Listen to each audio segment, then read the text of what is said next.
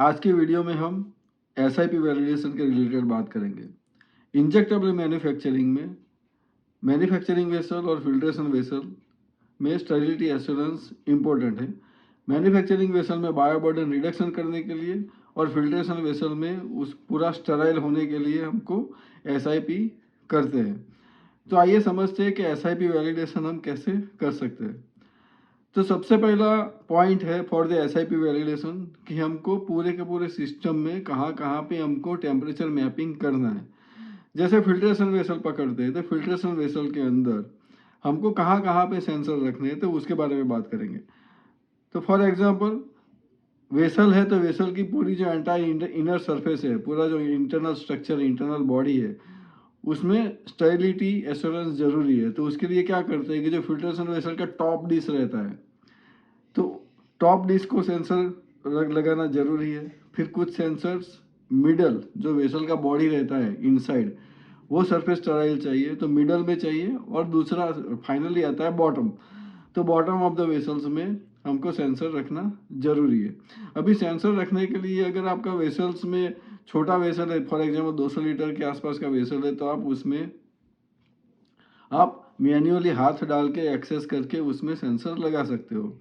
लेकिन अगर बहुत बड़ा वेसल है तो उसके लिए स्पेशल असेंबली आता है कि जो रॉड और उसके साथ वायर्स लगे रहते हैं कि जिसमें आप सेंसर फिक्स करके पूरा असेंबली आप अंदर डाल के पूरे वेसल का जो इनर सरफेस है उसमें आप सेंसर्स कवर कर सकते हो।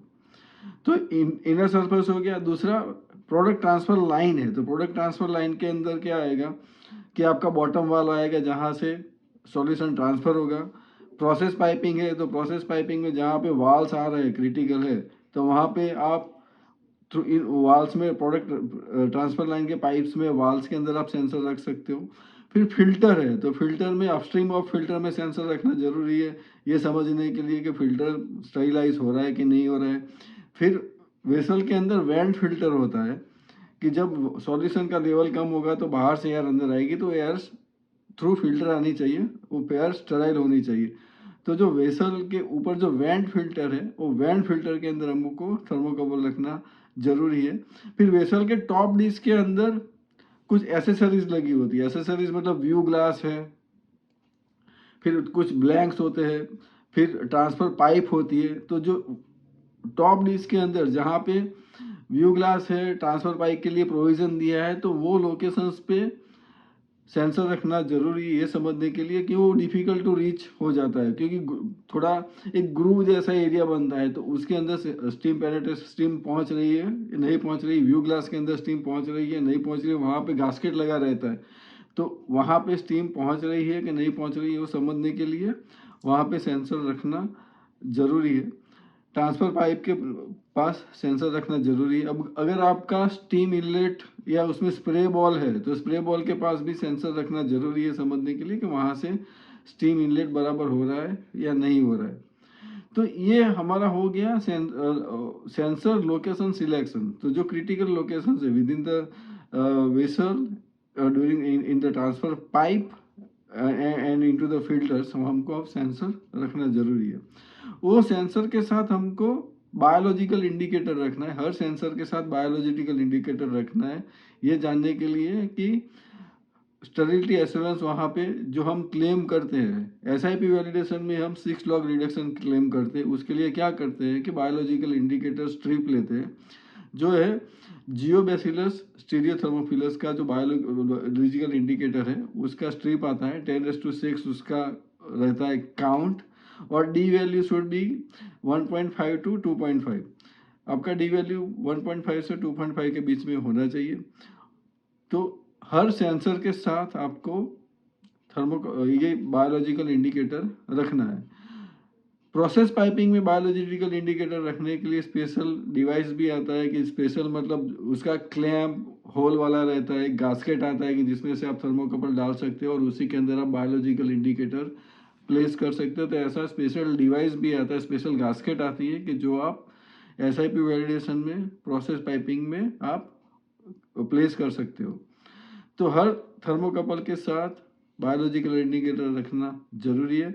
और जब आप थर्मोकपल्स के साथ बायोलॉजिकल इंडिकेटर रखते हो तो उसको अच्छे से उसके साथ टाई करना, इधर ऑटोक्लेव टेप से या टेफ्लॉन टेप से बांधना जरूरी है। क्योंकि कभी कभी क्या होता है कि प्रोसेस पाइपिंग में स्टीम के फ्लो के साथ कभी कभी बायोलॉजिकल इंडिकेटर डिटैच होकर ड्रेन लाइन में चला जाता है, फिर वो रिकवर नहीं हो पाता है। तो ये ना हो उसके लिए बायोलॉजिकल इंडिकेटर को थर्मोकपल के साथ अच्छे से बांधना जरूरी है।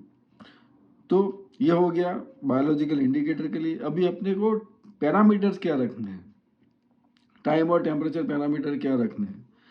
तो एसआईपी के अंदर 121 डिग्री मिनिमम चाहिए और 15 मिनट चाहिए। तो 15 मिनट के पीछे लॉजिक ये है कि आपका अगर BI बायोलॉजिकल इंडिकेटर 2.5 वैल्यू का है और हमको 6 लॉग रिडक्शन चाहिए तो वो 15 मिनट आता है। तो 121 डिग्री पे 15 मिनट चाहिए। बट क्योंकि SIP सिस्टम है तो SIP सिस्टम के अंदर स्टीम का फ्लो आएगा, ग्रेविटी डिस्प्लेसमेंट।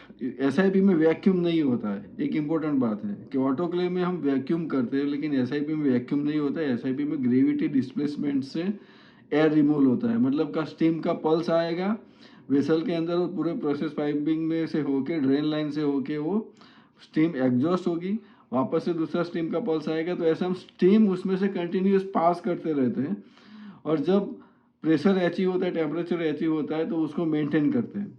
तो SIP में ग्रेविटी डिस्प्लेसमेंट से एयर रिमूवल होता है, स्टीम इंजेक्शन होता है और हम टेम्परेचर अचीव करते हैं। तो वो इस केस में क्या होता है कि कभी कभी टेम्परेचर 135 या 140 मतलब 135 से 140 तक टेम्परेचर जा सकता है। क्योंकि आपको पूरे सिस्टम में अचीव करने के लिए, टेम्परेचर अचीव करने के लिए स्टीम इंजेक्शन बहुत ज़्यादा स्टीम कंज्यूम होगा उसमें क्योंकि आप वैक्यूम से एयर रिमूव नहीं कर रहे तो ग्रेविटी डिस्प्लेसमेंट से एयर रिमूव करना पड़ता है। तो उसके लिए डायरेक्ट स्टीम इंजेक्ट होती है वेसल के अंदर और हो सकता है कि कुछ लोकेशंस पे आपको टेम्परेचर 135 या 140 तक मिल सकता है।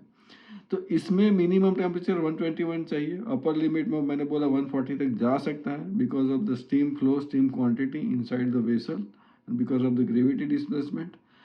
एंड उसको हमको 15 मिनट मेंटेन करना है। तो हमारे जितने भी थर्मोकपल है, और एक और बात, जो SIP सिस्टम का इनबिल्ट RTD कंट्रोलर सेंसर जहाँ पे रहता है कि जो साइकिल को कंट्रोल करता है, हम एक्सटर्नल थर्मोकपल तो डालते ही है बट इंटरनल भी उसमें RTD सेंसर रहता है जो वो साइकिल को कंट्रोल करता है।